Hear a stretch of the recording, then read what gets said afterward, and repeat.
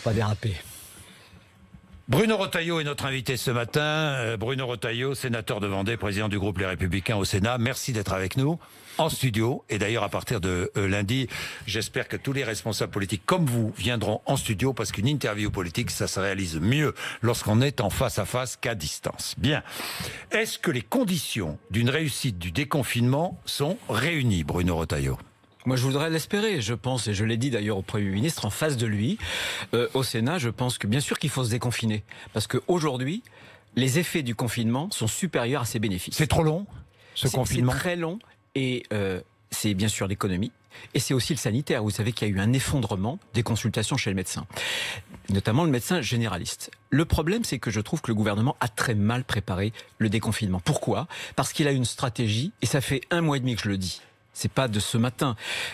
Il a eu une stratégie de mise sous cloche de la France, c'est-à-dire une stratégie totalement défensive avec le confinement. Et il aurait fallu simplement avoir cette stratégie. Qu'auriez-vous fait ? Eh bien, j'aurais fait ce qu'il s'apprête à faire maintenant. En disant, voilà, il faut des masques, beaucoup plus de masques et les porter. Il faut dépister, tester pour tracer les contacts et ensuite les isoler. C'est pas qu'une question, par exemple, de disponibilité, de moyens. Regardez les hôtels. Partout en France, vous aviez des milliers d'hôtels. Ils étaient vides. On aurait pu les transformer en résidences thérapeutiques pour isoler les malades ou ceux qui n'étaient pas susceptibles d'aller à l'hôpital. Encore faut-il les tester, les malades. Mais il faut les tester, mais bien sûr. Mais même, on avait des tests. Encore faut-il avoir des tests. Mais on en avait dans mon département. J'ai 2 laboratoires publics, j'ai 2 laboratoires privés. Oui. Eh bien, on les a pas utilisés à fond de leur capacité. Bien. Alors, le déconfinement, vous espérez qu'il va être réussi. Franchement, est-ce que vous espérez qu'il va être réussi ? Il faut vous qui êtes dans l'opposition. Ah non, il faut que, franchement. Non, vous dépassez les querelles politiciennes. Mais oui, mais écoutez, au Sénat, je vais vous dire, pour l'instant, on a voté 4 textes. 4 textes, il y en a un en première lecture, là, qu'on vient de voter avant-hier. J'ai voté tous les textes du gouvernement, même quand j'avais des choses à redire, parce que j'ai considéré qu'il fallait aussi être solidaire et donner les moyens au gouvernement de protéger les Français. Alors, même s'il y a des choses à redire parfois. J'ai lu beaucoup de vos déclarations pour préparer cet entretien. Vous savez que je travaille. Vous avez fustigé sans cesse l'État jacobin. Oui. Mais moi j'ai une question très claire à vous poser. Pourquoi est-ce que le président de l'Association des maires de France, qui s'appelle François Baroin, qui est membre des Républicains comme vous, se tait-il ? Pourquoi est-ce qu'il se tait ? Ah ben ça c'est pas à moi de... Non mais d'accord, mais... Attendez, moi c'est Bruno... S'il y a un porte-parole...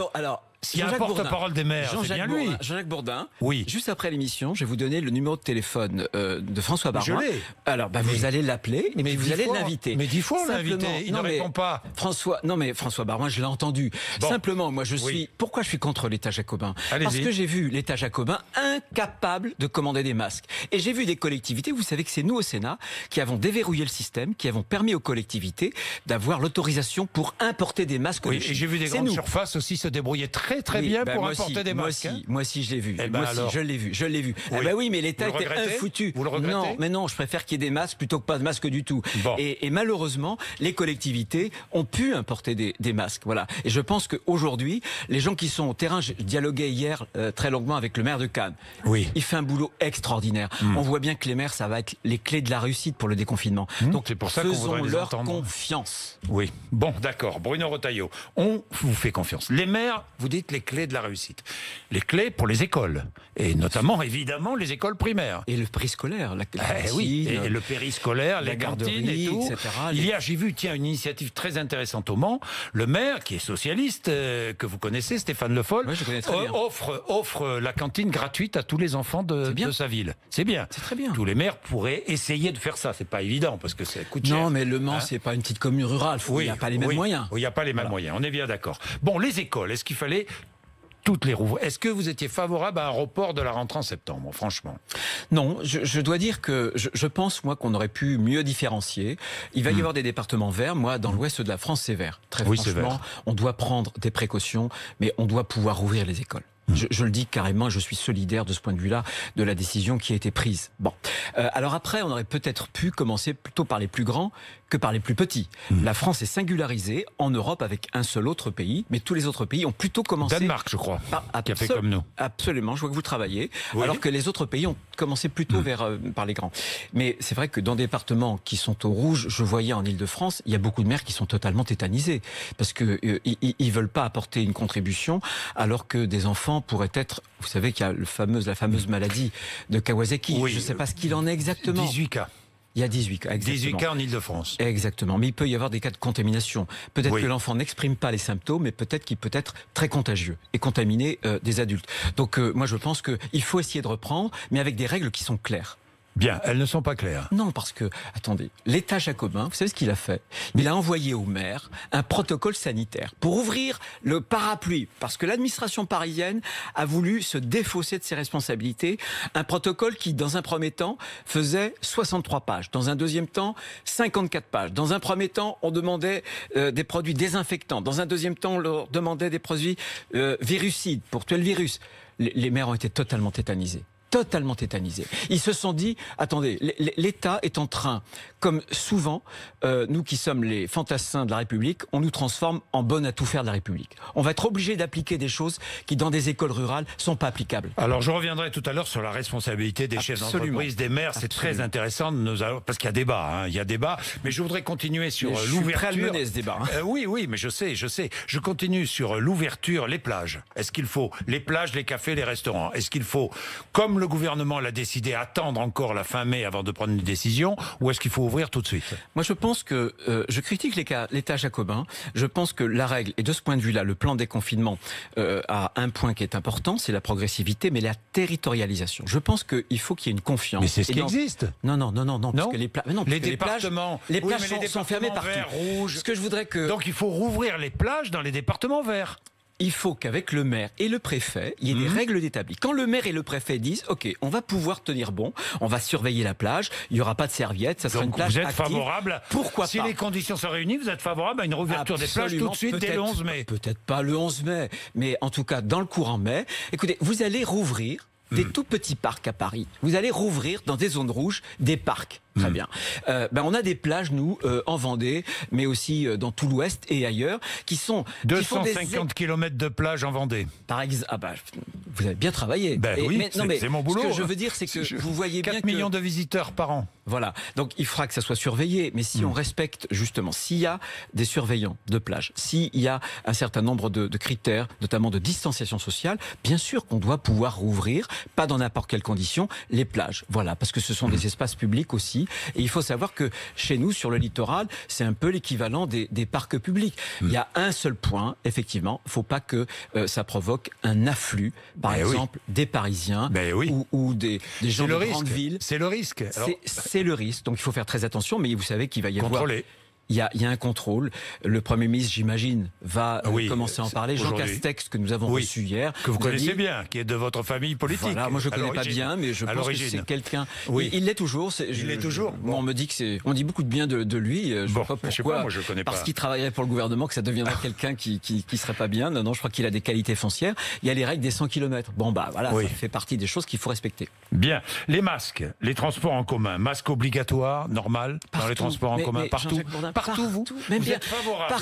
Partout. Là, évidemment, dans les rues piétonnes, Éric Ciotti dans les gares, nous dit il faut rendre obligatoire le port du masque sur la voie publique. Vous êtes d'accord ou pas? Mais je suis d'accord. On peut très bien définir des périmètres parce que le masque. Lui, il veut rendre obligatoire le port du masque partout sur la voie publique. Eh bien, il a raison. Sur la voie publique, bien sûr. 135 € l'amende si on ne porte pas le masque. Oui, alors j'ai pas les tarifs. Il y a un premier tarif de 38 €. Mais attendez, il nous dit 1500 € en cas de récidive. Attendez, portez le masque. Ce que je veux dire, Jean-Jacques Bourdin, c'est qu'on doit passer d'un confinement au déconfinement. Mais on doit passer d'un confinement collectif, ce que moi je propose, un confinement individuel. Le masque, c'est le confinement individuel. Moi, j'avais appelé notre ambassadeur à Séoul, en Corée, au tout début du confinement.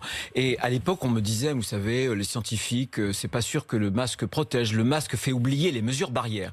Et je lui avais dit, mais monsieur l'ambassadeur, qu'est-ce qui se passe en Corée? Il me dit, non, le fait de porter le masque rappelle à celui qui le porte qu'on est dans une situation particulière et rappelle à ceux qui voient l'autre porter le masque qu'il faut une distance sociale.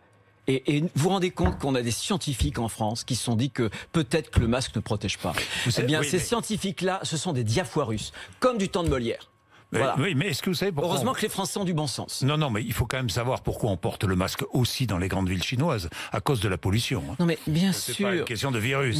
Mais bien sûr, mais si ça protège de la pollution, parce qu'il y a des particules, etc., ça protège, le masque protège celui qui le porte, et moi je le dis, et le gouvernement, en réalité, c'est caché. Puisque vous me parlez de la Corée du Sud, en Corée du Sud, ils ont mis en place un système de tracking que nous n'accepterions pas en France. Vous l'accepteriez, vous, ce système de tracking? C'est pas ce que j'ai proposé, j'avais même envoyé... Non, je vous dis ça parce qu'on cite la Corée du Sud à tout bout de champ. Regardez, c'est formidable, la Corée du Sud a cassé le virus. Oui, d'accord, mais au prix de libertés individuelles un peu bafouées, non? Non, ça n'a rien à voir avec le contrôle social. Ça n'a rien à voir avec le contrôle social. Ce que je veux vous dire, c'est que la Corée du Sud, il y a un réflexe numérique. C'est un des tout premiers pays numériques, vous savez, qui sont champions du monde, par exemple, du paiement dématérialisé. Donc c'est une culture. Et dans ces temps de crise, chaque peuple retrouve ses réflexes. Les Chinois vers le contrôle social, la Corée, les Coréens vers la technologie, les Anglais vers la reine et les Français vers l'État central duquel on attend tout. Voilà ce qui se passe. Oui, on attend tout. C'est vrai qu'il faut décentraliser donc. Mais bien sûr, c'est absolument non, mais les maires font un boulot extraordinaire. Comme en Allemagne. L'Allemagne, c'est une fédéralisation. Et oui, et moi, c'est mon côté républicain. Je suis pour une république une et indivisible. Eh bien, je m'exprime. Je pense que l'État doit donner un certain nombre de règles, mais que ces règles doivent être différenciées au niveau des territoires. Parce qu'on va avoir des départements qui sont rouges, il faudra être plus sévère, des départements qui sont verts, et là, l'économie va pouvoir repartir plus facilement. Vous savez, c'est une question de bon sens. Pour isoler... Puis moi, j'étais président de département, j'étais président de région. Je sais, mais pour isoler, il va bien falloir tracer, Bruno Retailleau. Évidemment. Bon. Donc mais j'ai soutenu, vous voyez, moi j'ai soutenu le gouvernement lundi dans la nuit, de lundi à mardi. J'ai soutenu le ministre parce qu'il était un peu attaqué sur ces histoires de traçage. Moi, ce que je reproche au gouvernement, quand je disais que le gouvernement n'a eu qu'une stratégie de la cloche, c'est-à-dire défensive, je pense qu'on n'a pas cassé les reins de l'épidémie. Pour casser les reins de l'épidémie, il faut casser la chaîne de contamination. Et on casse la chaîne de contamination en testant et en traçant les contacts. Parce qu'il y a en plus beaucoup de gens qui sont contaminants, mais qui n'ont pas présenté les symptômes. Ils sont asymptomatiques. Et c'est pour ça qu'en France, les résultats sont pas bons. Hier soir encore, 900 admissions à l'hôpital, c'est pas bon. Même si ça baisse les réa, régulièrement, en réanimation. Le confinement aura au moins réussi un objectif, c'est de désengorger les services de réanimation grâce à l'héroïsme des personnels et grâce au civisme des Français. Bien, alors maintenant, Bruno Retailleau, parlons d'économie. Est-ce que sur le terrain économique, le gouvernement a bien agi depuis le début? Globalement, oui. Globalement, oui. Je trouve que la réponse économique est meilleure que la réponse sanitaire. Oui, absolument. Je n'hésite pas à le dire. Ils ont mis le paquet. Il fallait sauver notre appareil de production. Il fallait pas qu'il y ait des entreprises qui sont saines en temps habituel et bien fassent faillite. Parce qu'à ce moment-là, cette perte de croissance conjoncturelle due au virus se serait transformée en perte de croissance perpétuelle. Voilà. Il fallait sauver les entreprises françaises. Parce qu'on met, vous savez, on met des dizaines d'années à construire une entreprise. Et en 2 mois, vous mettez en l'air justement une construction d'une vie. Est-ce que vous avez lu la note de l'Institut Montaigne? Bien sûr. Qui fait du bruit, beaucoup de bruit. Et que propose l'Institut Montaigne? Je résume. Souhaite une augmentation du temps de travail. Vous aussi? Oui. J'ai proposé 37 heures, payé 37. J'ai même proposé un 13e mois pour le SMIC. Ça fait du bruit, hein. On peut l'obtenir. Oui, mais ça a été très contesté. Ce que je veux dire aux Français, une fois pour toutes, on a vendu un mensonge aux Français. On leur a dit avec les 37 heures, vous allez travailler moins, vous allez garder... Avec les 35 heures. Les 35 heures. Vous allez, avec les 35 heures, vous allez travailler moins et vous allez garder une qualité de service public et vous allez améliorer votre pouvoir d'achat, votre niveau de vie. C'est faux, ça. C'est faux. Et quand on traverse une épreuve, je pense qu'il faut absolument qu'il y ait un sursaut. Mais ce que je propose, moi, c'est que ce travailler plus permette de gagner mieux. C'est tout. C'est le chemin de la prospérité. C'est le chemin de la prospérité. Sinon, c'est le chemin de l'appauvrissement. Bien. Voilà. Un jour férié en moins. C'est ce que propose l'Institut Montaigne, jeudi de l'Ascension. 1 semaine de vacances scolaires en moins, les vacances d'automne. Vous êtes d'accord avec ça? Moi, j'ai pas fait ce genre de proposition. Non, mais où je suis d'accord, et c'est ce que je dis, même si ça doit me coûter des points de popularité, parce que je pense que la politique, c'est pas la popularité, c'est la vérité. Et aujourd'hui, ce que je reproche au gouvernement, c'est de ne pas avoir été vrai dans beaucoup de ses déclarations. Je pense, et je le dis aux Français, si demain, on veut avoir un hôpital, une santé de meilleure qualité, santé, il va falloir être capable de mettre Dépenser plus. Non, parce que regardez, la France, on est champion du monde. Oui, c'est ce que veut Monsieur Hulot, par exemple, et beaucoup d'autres, Monsieur Berger aussi, je le sais. Ils veulent toujours dépenser plus. Sauf que en France, on est champion du monde de la dépense publique. Et c'est pas pour autant que nos soignants sont bien payés. C'est pas pour autant que notre hôpital, regardez l'Allemagne. Mais François Fillon voulait dépenser beaucoup moins. Heureusement qu'il n'est pas venu au pouvoir, non? Non, mais c'est pas ça. Regardez, je vais vous prendre un seul exemple. Pourquoi est-ce que l'Allemagne, on a pratiquement à 11,3, 11,4 de PIB, de richesse, c'est ce qu'on dépense pour la santé. Eh bien, en Allemagne, voilà, ils ont 8 lits par 1000 habitants, 8 lits d'hôpital. Ils ont des infirmières qui sont payées 20% de plus que les nôtres. On a bien vu qu'ils se défendaient beaucoup mieux pour le virus. Il y a beaucoup moins de morts en Allemagne. Donc on voit bien que tout n'est pas une question de moyens. Il faut organiser les choses. Et en France, vous avez 33% du personnel hospitalier, ce sont des administratifs. Au Danemark, vous citiez le Danemark, 20%. Donc on a une lourdeur bureaucratique. C'est la lourdeur bureaucratique qui a empêché l'État en France d'agir de façon agile. Bien, Bruno Retailleau, je voudrais revenir, je l'avais promis, sur ce débat autour de la responsabilité du chef d'entreprise et de la responsabilité de l'élu. Bien, les entreprises ont la responsabilité légale de la santé et de la sécurité de leurs salariés. Évidemment. Ça, c'est logique. Évidemment. C'est complètement logique. Pas question de les déresponsabiliser, on est bien d'accord. Évidemment. Bon. Et les élus, les maires, ont aussi une responsabilité très forte. Absolument. Par exemple, dans les écoles, avec les chefs d'établissement scolaires. Et les directeurs d'école aussi. Le directeur d'école. Est-ce qu'il faut atténuer leurs responsabilités?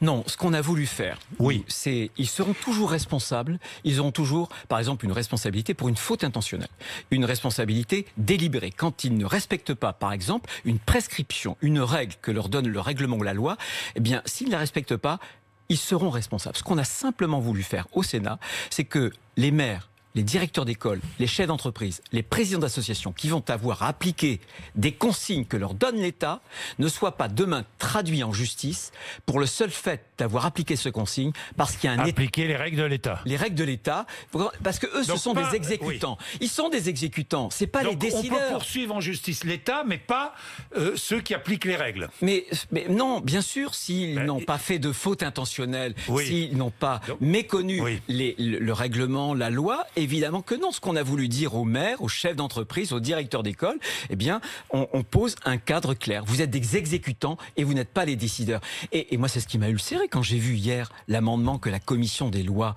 à l'Assemblée nationale avait voté.